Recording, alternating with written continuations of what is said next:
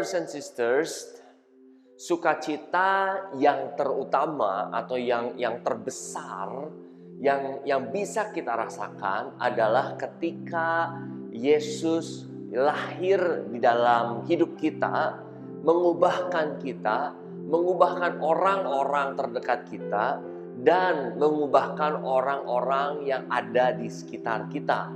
Itulah tema yang akan menjadi pembahasan kita di bulan Desember ini, yaitu Ultimate Joy, di mana pada hari Natal, di mana pada tanggal 25 Desember ketika kita merayakan hari kelahiran Kristus, disitulah yang kita anggap sebagai sukacita yang terutama. Dan oleh sebab itu, di minggu kedua, lilin yang dinyalakan itu dinamakan juga dengan lilin Bethlehem, yang artinya adalah Yesus Kristus, Sang Juru Selamat, akan lahir di dalam hati kita. Nah, tentu buat sebagian orang, ada beberapa teman-teman mungkin yang saat ini merasa bahwa Yesus belum lahir di dalam hidup kita, di dalam hidup teman-teman. Nah, inilah saatnya menuju Natal ini, di mana kita boleh menyerahkan hati kita dan hidup kita agar supaya Yesus Kristus Sang Juru Selamat dapat lahir di dalam hati kita. Tapi mungkin ada juga orang-orang atau teman-teman yang merasa bahwa aku udah terima Yesus sebagai Juru Selamat, Yesus Kristus sudah lahir di dalam hati saya sebagai Juru Selamat. Nah, masa lahir terus sih? Ya kan? Nah, ketika kita sudah merasa bahwa Yesus Kristus sudah lahir di dalam hati kita atau di dalam hidup kita, maka langkah selanjutnya adalah bertransformasi. Langkah selanjutnya adalah diubahkan. Hidup kita harus berubah. Karena ketika Yesus lahir di dalam hidup kita, ketika Yesus Juru Selamat lahir di dalam diri kita, di dalam hati kita, maka sesungguhnya harus terjadi perubahan di dalam hidup kita. Nah, apa yang mengubahkan? Apa sih yang sanggup mengubahkan diri kita, termasuk saya sendiri? Saya beberapa kali sudah menyaksikan bahwa dulu hidup saya kacau. Saya merasa bahwa ketika Yesus hadir di dalam hidup saya sungguh-sungguh sebagai Juru Selamat, saya seperti kayak diangkat dari kubangan lumpur yang kotor dan Tuhan Yesus bersihkan saya. Dan hidup saya diubahkan oleh Yesus. Hidup orang-orang sekitar saya diubahkan, orang-orang terdekat, orang sekitar saya. Nah, yang jadi pertanyaannya adalah apa sesungguhnya yang mengubahkan? Apa sesungguhnya yang mengubahkan hidup saya? Apa sesungguhnya yang mengubahkan hidup orang-orang di terdekat di sekitar saya? Dan apa yang sesungguhnya mengubahkan orang-orang yang ada di sekitar kita? Jawabannya adalah kasih. Kasih yang mengubahkan hidup saya. Kasih juga yang mengubahkan hidup orang-orang terdekat saya. Kasih juga yang mengubahkan hidup orang-orang yang ada di sekitar saya. Satu kali waktu Tuhan mengizinkan saya mengalami, mengerti bahwa sukacita yang terbesar itu adalah ketika hidup orang lain diubahkan lewat kita. Satu kali waktu ada teman saya yang mungkin menjadi adik rohani saya, yang dulunya hidupnya kacau balau, keluarganya kacau balau, papa mamanya pernah berpisah, lalu hidupnya dia juga kacau sekali, obat-obatan dan lain sebagainya. Sampai satu kali waktu dia diubahkan oleh Tuhan lewat saya. Dan satu kali waktu dia diizinkan untuk bersaksi di depan. Dan ketika dia bersaksi, dia meminta saya datang. Dan ketika dia bersaksi di depan dan dia bilang bahwa ada satu orang yang mengubahkan hidup saya di ruangan ini. Dan pada saat itu dia meminta saya untuk berdiri. Dan dia bilang, inilah orang yang mengubahkan hidup saya. Dan ketika itu juga air mata saya menetes.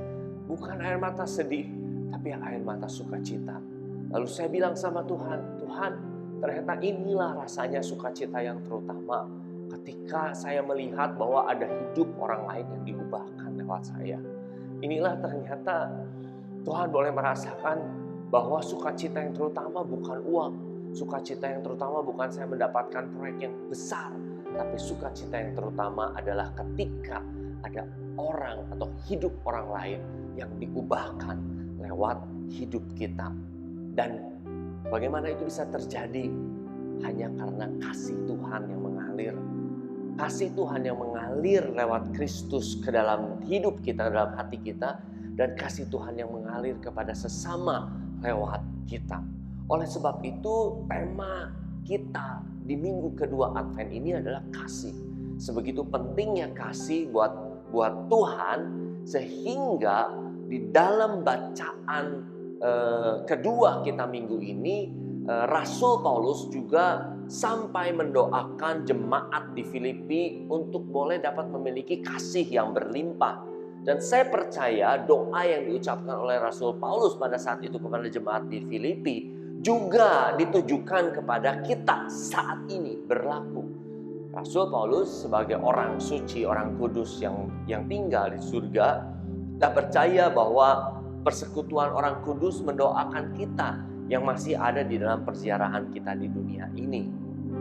Dan kasih menjadi elemen yang sangat penting ketika kita pada akhirnya nanti menanti atau datang berhadapan dengan Kristus yang kedua kali.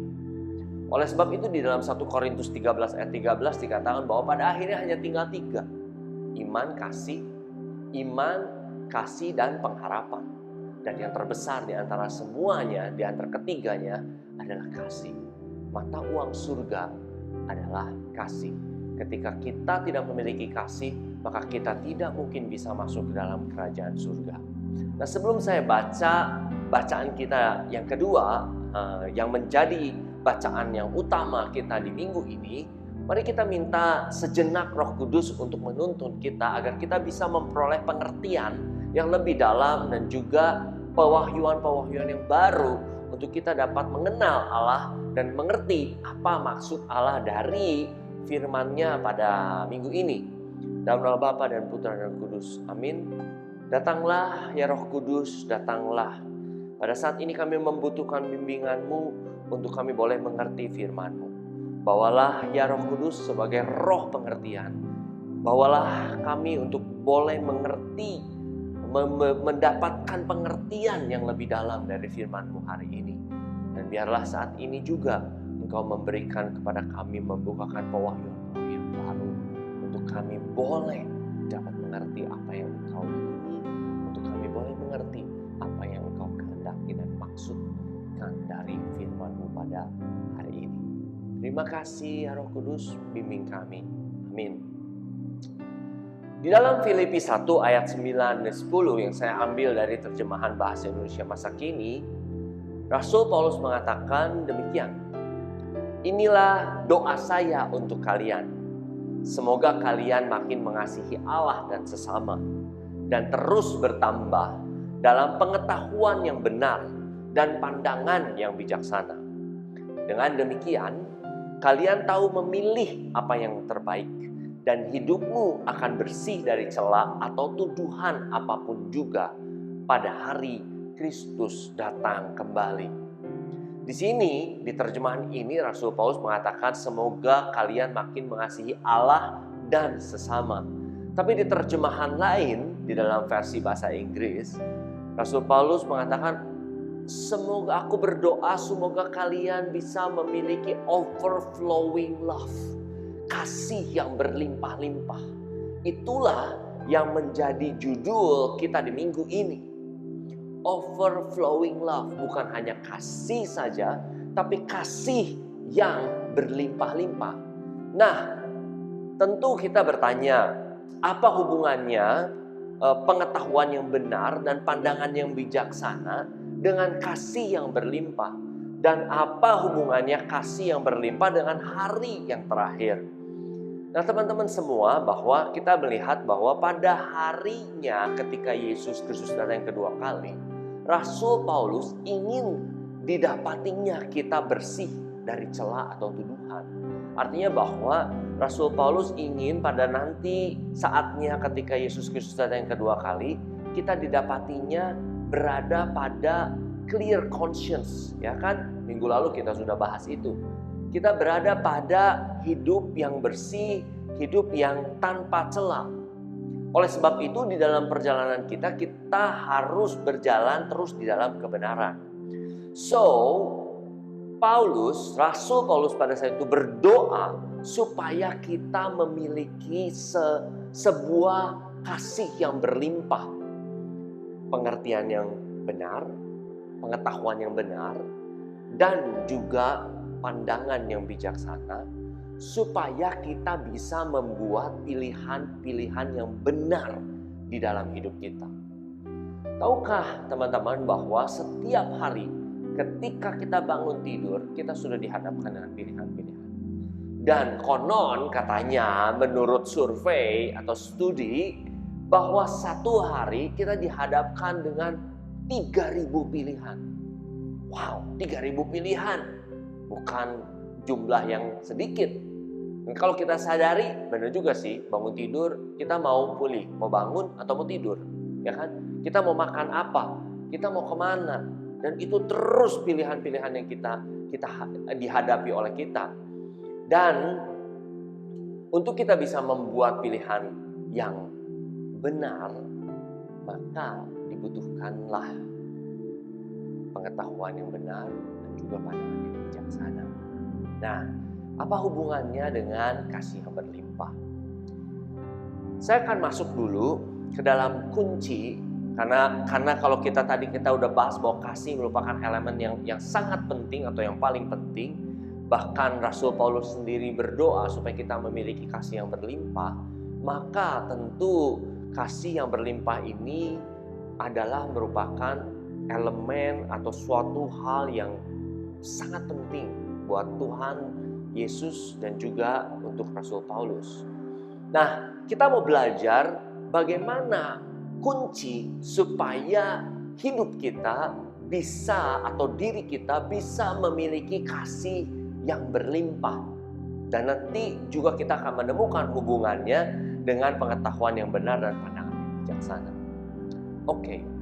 Nah, kunci yang paling pertama untuk kita bisa mendapatkan atau memiliki kasih yang berlimpah di dalam hidup kita atau dalam hati kita, itu yang paling pertama adalah mendekat kepada sumber kasih tentunya. Kalau kita punya handphone dan handphone kita punya baterai dan baterai kita udah mau habis, dan tentu yang harus kita lakukan adalah mendekat kepada sumber tenaganya, sumber energinya, ya kan? Kalau kita lepas dari sumber energinya, maka pada suatu saat nanti HP kita akan kehabisan baterai. Tapi ketika kita mulai merasakan bahwa kekuatan atau kapasitas baterai handphone kita berkurang, maka untuk kita bisa dipenuhi lagi, untuk supaya handphone kita bisa penuh lagi, maka kita harus mendekat, bahkan menempel kepada sumber dari tenaga atau energi untuk bisa mengisi HP. Demikian juga kasih, teman-teman. Hal yang pertama adalah kita harus mendekat kepada sumber kasih.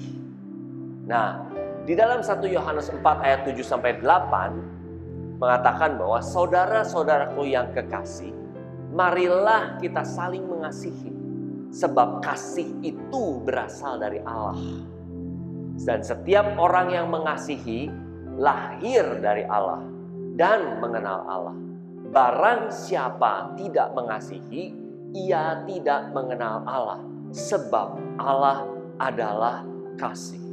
Yang paling pertama kita tahu dari ayat ini bahwa kasih itu berasal dari Allah. Jadi sumber kasih itu adalah Allah. Lalu yang kedua, Allah adalah kasih, sebab Allah adalah kasih. Jadi memang kasih itu memang identitasnya Allah. Jadi ketika kita ingin mempunyai kasih, ketika kita ingin punya kasih yang berlimpah-limpah bahkan, maka hal yang paling pertama adalah kita harus melekat kepada sumber kasihnya. Ketika kita mendekat dan melekat kepada sumber kasih kita, maka kita akan menerima suplai kasih yang berlimpah-limpah. Dan itu sudah dibuktikan. Yesus mati di atas kayu salib. Bapa di surga mengirim anaknya ke dunia untuk mati menebus dosa kita. Itu adalah bukti kasih Allah yang berlimpah-limpah, kasih Allah yang luar biasa, yang kita sebut kasih agape tanpa pamrih. Membangun hubungan yang dekat dan intim dengan Allah sebagai sumber kasih akan mengisi persediaan tangki kasih kita yang terutama.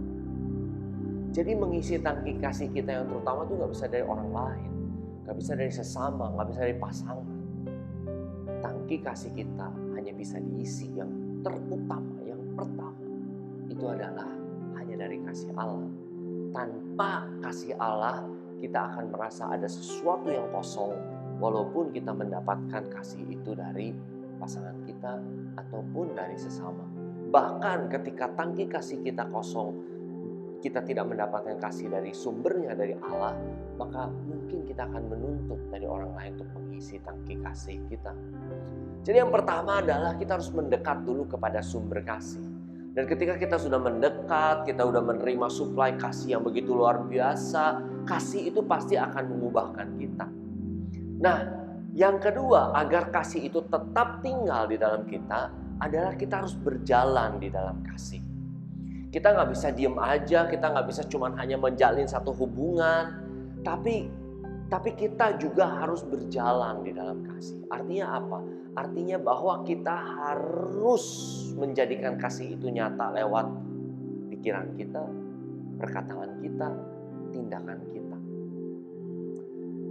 Nah, berjalan di dalam kasih itu adalah hidup kita sehari-hari. Di dalam hidup kita sehari-hari harus kasih itu menjadi nyata di dalam hidup kita. Dan seringkali ketika kita berjalan di dalam kasih atau harus berjalan di dalam kasih yang tentunya juga berjalan di dalam kebenaran firman Tuhan. Karena ketika kita menjalin suatu hubungan dengan Tuhan, tentu kita sudah tahu, kita sudah belajar bahwa doa dan firman adalah dua kunci utama ketika kita membangun hubungan yang intim dengan Tuhan. Dan ketika kita berjalan di dalam kasih, seringkali itu menuntut kita untuk mengambil keputusan, pilihan-pilihan, dan keputusan-keputusan yang bertentangan dengan nilai dunia dan pendapat banyak orang. Kita udah belajar 2 minggu yang lalu dari Brother Reza bahwa seringkali kita nggak bisa menjadikan Kristus sebagai Raja karena pendapat atau suara mayoritas salah satunya. Dan ketika kita mau berjalan di dalam kasih, maka seringkali itu menuntut kita untuk membuat pilihan-pilihan keputusan yang tidak favorit, yang di luar tidak populer. Disinilah teman-teman, kita memerlukan pengetahuan yang benar. Disinilah kita memerlukan pandangan yang bijaksana, agar kita bisa mengambil pilihan yang benar dan terus berjalan di dalam kasih dan kebenaran Tuhan. Bagaimana kita bisa memiliki pengetahuan yang benar? Bagaimana kita bisa memiliki pandangan yang bijaksana? Kita udah belajar 2 bulan yang lalu. Nah, kalau teman-teman mungkin mau tahu, bisa coba review di video-video kita di celebration di 2 bulan yang lalu, di mana kita bisa belajar bagaimana kita bisa menjadi seorang yang bijaksana. Kita udah bahas di situ dan saya nggak akan bahas lagi sekarang. Nah, ketika kita harus membuat pilihan dan keputusan yang tidak sesuai atau bertentangan dengan nilai dunia dan pendapat banyak orang, maka disitulah kita sungguh-sungguh memerlukan hikmat dan kebijaksanaan untuk kita bisa tahu mana yang benar. Bukan hanya yang baik, yang benar. Karena yang baik belum tentu benar, tapi yang benar sudah pasti baik. Berjalan di dalam kasih itu juga artinya orang dapat melihat Allah yang adalah kasih lewat setiap tindakan, perkataan kita.